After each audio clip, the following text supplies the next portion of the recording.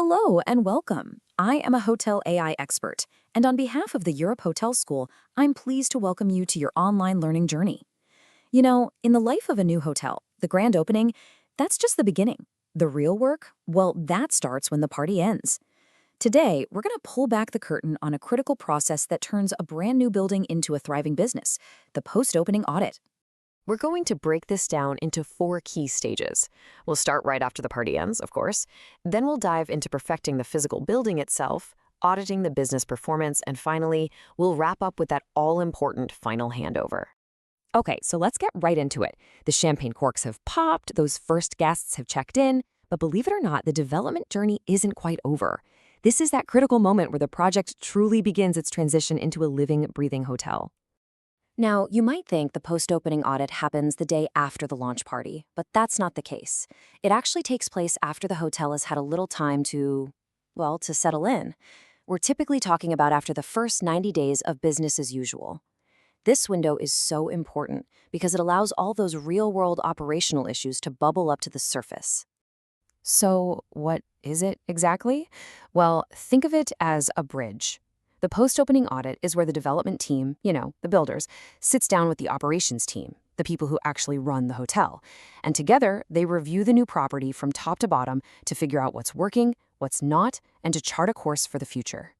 So how does this collaboration actually start? It all begins with the building itself. This first phase is all about perfecting the physical space by tackling what everyone in the industry calls the final snag list. You see, no matter how perfect a new building seems on day one, daily use will always reveal small imperfections. The final snag list is basically a massive collection of all these little issues, and it's compiled by the people who know the building best, the staff who work in the space every single day during those first 3 months. And we're not talking about huge structural problems here. The things on this list can seem really minor, but they can have a huge impact on operations. We're talking about things like a vent in a guest room that makes a tiny rattling noise, a service door that sticks just a little bit, or even a kitchen floor that becomes a total hazard when it gets wet.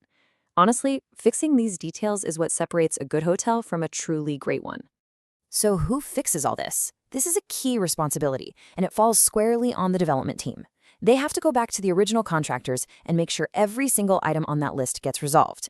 And this is all done under the building's warranty period, which is so important because it protects the hotel's owner from having to pay for mistakes that were made during construction. Okay, with the physical space getting perfected, the audit's focus now shifts from bricks and mortar right to the balance sheet. This is the financial and operational review, the part where we compare the plan to the reality. You see, every new hotel is built on a financial forecast. It's called a pro forma. It's the business plan on paper, right? Well, the audit is the moment of truth. It's where we place that plan side by side with the actual real-world performance data from the first few months of operation.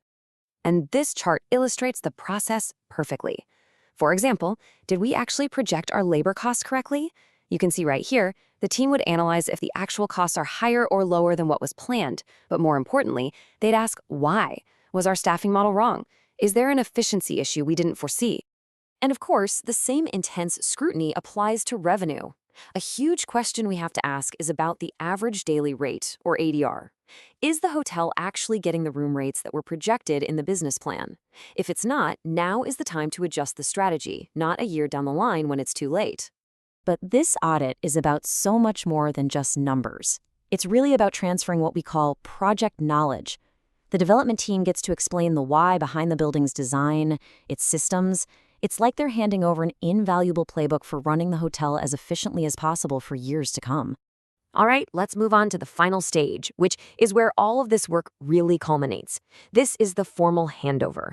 It's the moment the development project officially ends and the asset's long-term future is secured in the hands of the operations team. A huge part of this is the transfer of critical documentation. This includes things like building manuals for every single piece of equipment, all the warranty certificates, and maybe most importantly, the as-built drawings.